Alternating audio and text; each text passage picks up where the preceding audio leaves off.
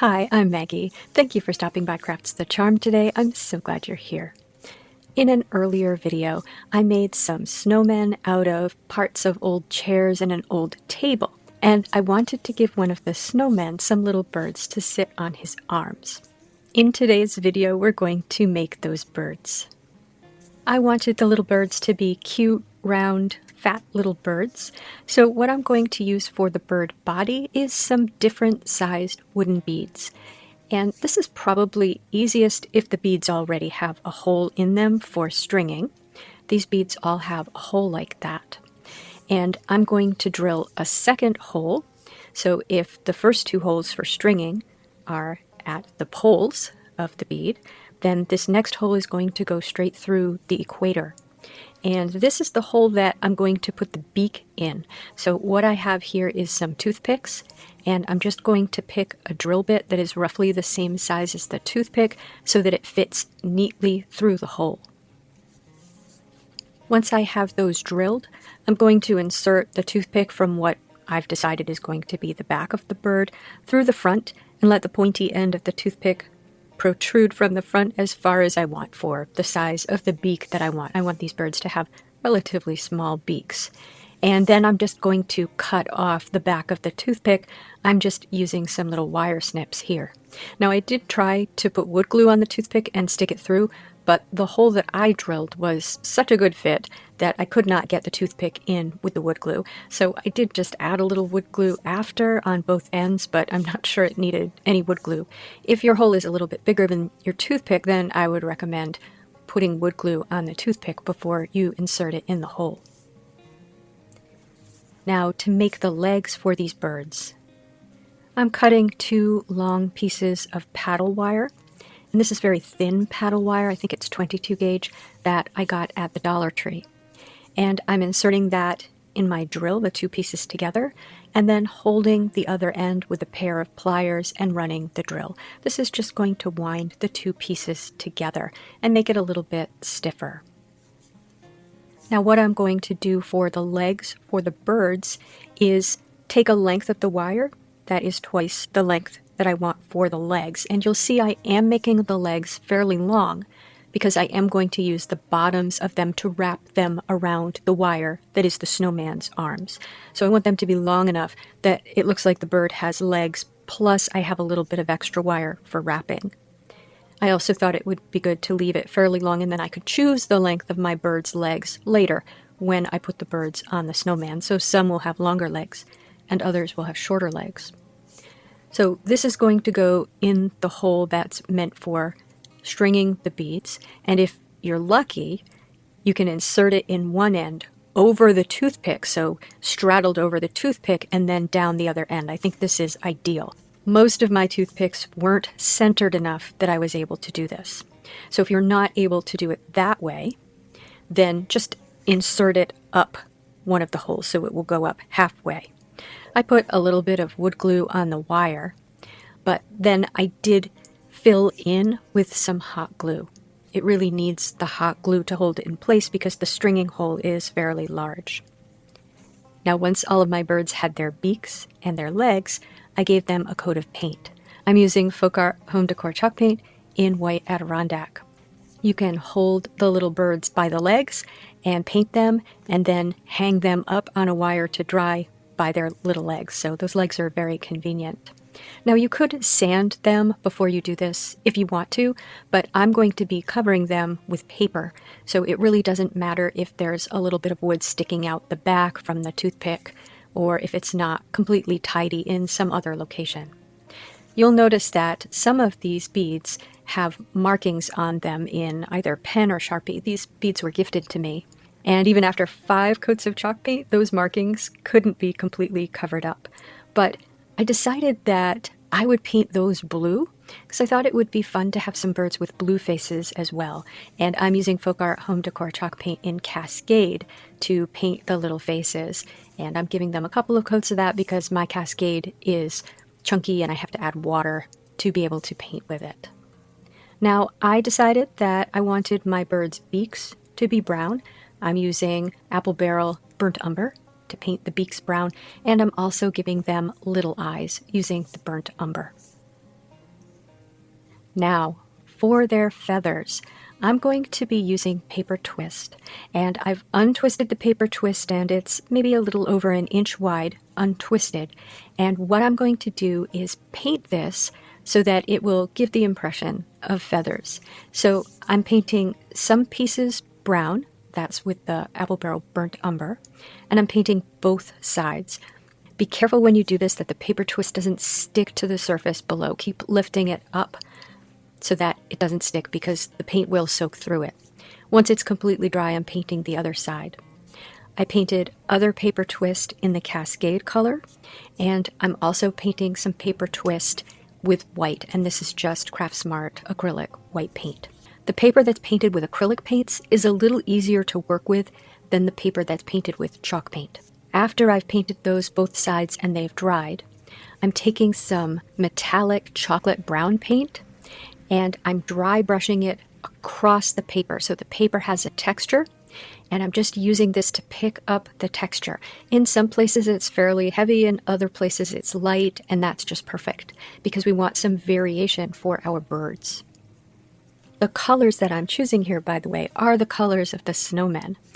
So you can do this in any colors for whatever color birds you want to make. I think if you use this technique, you'll get a nice natural look. One final step for the bird bodies is to seal them with Mod Podge. So now that I have my birds and they're painted and dried, they have their legs and their beaks, and I have my paper, it's painted and dried, I'm going to give the birds some feathers. So we're going to start with their little bodies. So I'm going to cut off, I'd say about an inch of paper in whatever color I'm going to use for the bird's body. And then I'm just going to cut that into thin strips. I'm going to use wood glue. I think white glue would be fine. And with wood glue, there's the danger that you'll see the wood glue because it doesn't dry a nice color. At least this one doesn't. But I didn't have that problem with mine. I just made sure there wasn't any visible glue as I was working. And so what I'm going to do is paint some wood glue on one of the little strips. And I'm going to start centrally with the birds. So from the middle forehead back, or from under the beak down.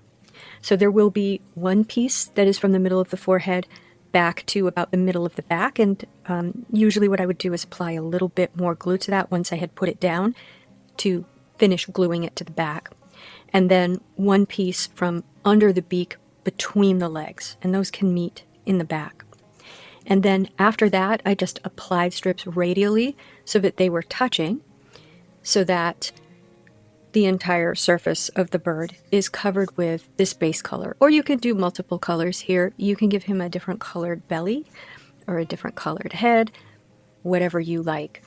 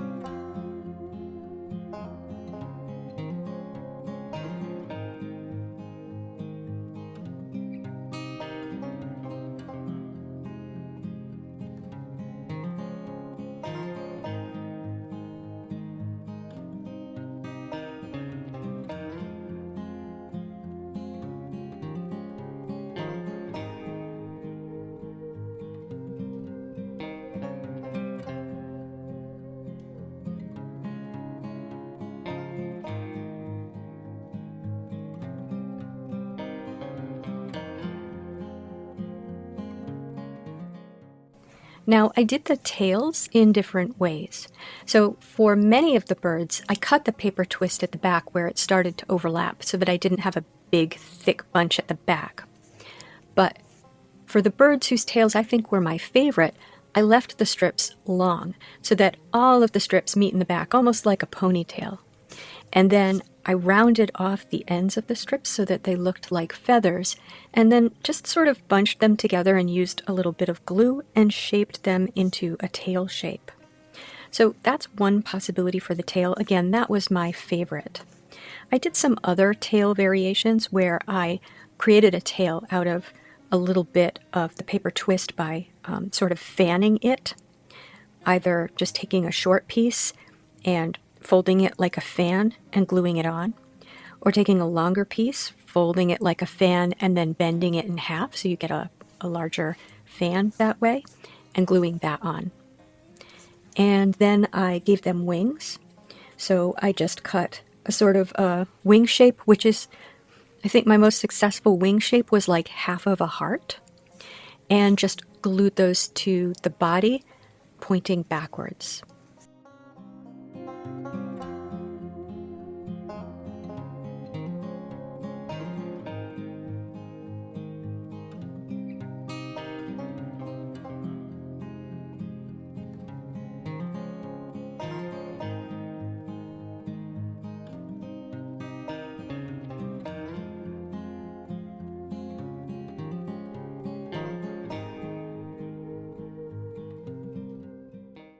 Now, I thought that maybe some of my birds would look cute with little earmuffs. So I do have these tiny pom-poms, so it is possible to get tiny pom-poms that are the right size for this, but the only color I have them in is red.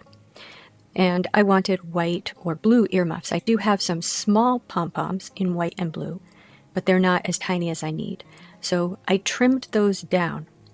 And then I took a little bit of paddle wire and I inserted it in the end of one pom-pom and then sort of measured it over the head of whichever bird I was going to put it on and trimmed it and inserted the end in the other pom-pom.